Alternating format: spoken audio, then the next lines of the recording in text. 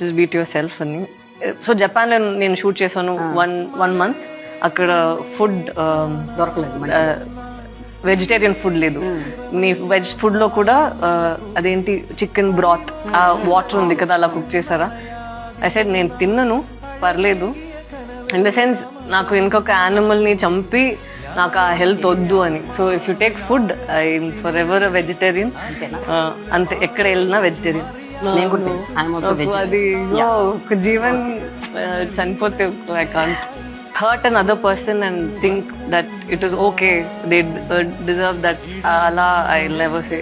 Adi నిజంగానే in the public I వాళ్ళు చేసింది తప్పుగా ఉంటే కూడా నాకు నేను హర్ట్ చేశానంటే I will be the first one to go and say వద్దు ప్లీజ్ హర్ట్ అవ్వకండి. That is like something that I can't change.